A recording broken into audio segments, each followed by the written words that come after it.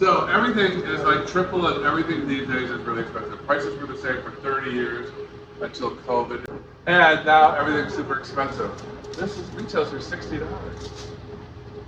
So my clients don't want to usually spend $60. In my books, you'll see the workhorses, I call them. They're the 15 flowers that hold up for everything. I'll give you a short list. Hydrangeas, roses, tulips, Gerber daisies, stock, hypericum berries, white lilies or stargazer lilies. Yeah, you snapdragon. There's my B list, like alstroemeria, which I use in shop orders. There's a few other flowers. Carnation for like shop orders, although I don't use them a lot.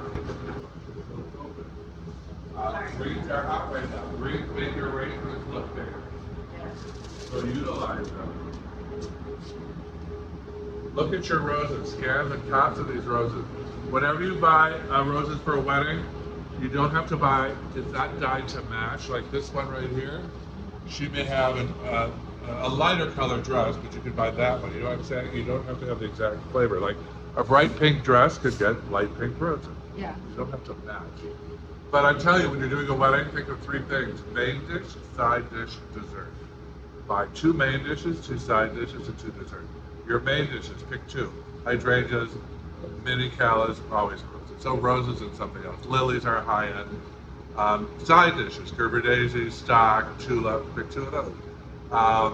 And your dessert is berries and fancy green. Because they're very soft and very thin and very feminine.